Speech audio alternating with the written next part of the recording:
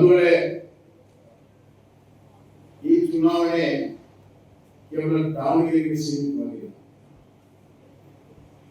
ಈ ಚುನಾವಣೆ ರಾಜ್ಯದ ರಾಜಕಾರಣವನ್ನ, ರಾಜ್ಯದ ಹಣೆ ಬರವನ್ನ ಬದಲಾವಣೆ ಮಾಡುವಂತಹ ಚುನಾವಣೆ.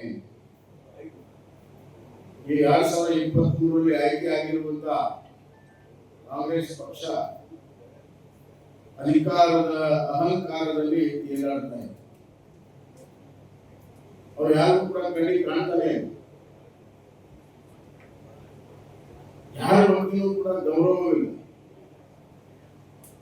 ಯಾವ ಸಮಾಜದ ಬಗ್ಗೆಯೂ ಗೌರವವಿಲ್ಲ. ಅವರಿಗೆ ದೊಡ್ಡ ಪ್ರಮಾಣದಲ್ಲಿ ಬೆಂಬಲ ಕೊಟ್ಟಂತಹ ಅಹಿಂದ ಸಮಾಜಗಳು, ಅಹಿಂದ ಸಮಾಜಕ್ಕೆ ಸಂಪೂರ್ಣವಾಗಿ ಅನ್ಯಾಯ ಮಾಡಿರುವಂತದ್ದು ಯಾವುದಾದ್ರೂ ಪಕ್ಷ ಸರ್ಕಾರ ಇದ್ರೆ ಅದು ಕಾಂಗ್ರೆಸ್ ಪಕ್ಷ. ಕಳೆದ ವರ್ಷ ನಾವು ಸಣ್ಣ ಉದಾಹರಣೆ, ಕಳೆದ ವರ್ಷ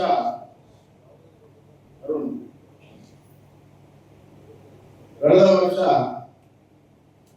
410 ಕೋಟಿ ರೂಪಾಯಿ ಹಿಂದುಳಿದ ವರ್ಗದ ಸಮಾಜದ ನಿಗಮಗಳಿಗೆ ಮೀಸಲಿಟ್ಟಿದ್ರು. 410 ಕೋಟಿ ಈ ಜಾತಿ ಗಣತಿ ಬಂತು. ಪೂರ್ಣ 410 ಕೋಟಿಯನ್ನ ಜಾತಿ ಗಣತಿ ವರ್ಗಾವಣೆ ಮಾಡಿ ಹಿಂದುಳಿದ ವರ್ಗದ ನಿಗಮಕ್ಕೆ 0 ರೂಪಾಯಿ ಕೊಟ್ಟಿದೆ.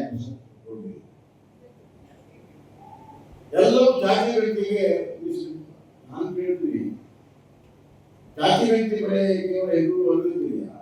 ಬೇರೆ ವರ್ಗದ ಜಾತಿ ಗಣತಿ ಮಾಡಿರಬೇಕು. ನಿಮ್ಮ ಬಜೆಟ್, ನಿಮ್ಮ ಪಕ್ಷದಲ್ಲಿ ಹಣ ಇಲ್ವಾ? ಒಬ್ಬ ಹಿಂದುಳಿದ ವರ್ಗದ ನಾಯಕ ಮುಖ್ಯಮಂತ್ರಿ ಇರುವಾಗ ಹಿಂದುಳಿದ ವರ್ಗಕ್ಕೆ ಇರುವಂತಹ ಸಂಪೂರ್ಣ ಬಜೆಟ್ ಅನ್ನ ಜಾತಿ ಗಣತಿಗೆ ಕೊಟ್ಟು ಹಿಂದುಳಿದ ವರ್ಗಕ್ಕೆ ಶೂನ್ಯವನ್ನ ಕೊಟ್ಟಿರುವಂತಹ ಒಬ್ಬ ಹಿಂದುಳಿದ ವರ್ಗದ ನಾಯಕ ಅಪಖ್ಯಾತಿ ಯಾರಾದರೂ ಇದ್ರೆ ಯಾರು ಏನು ಸಿದ್ದರಾಮಯ್ಯ. ಮಾತು ನೋಡಿದ್ರೆ ಅಹಿಂದ ಚುನಾವಣೆ ಬಂದಾಗ ಅಹಿಂದ ಬರೀ ಮುಂದೆ ಬನ್ನಿ. ಚುನಾವಣೆ ಆದ್ಮೇಲೆ ನಾವು ಮುಂದೆ ಹೋಗ್ತೀವಿ, ಹಿಂದೆ ಬನ್ನಿ.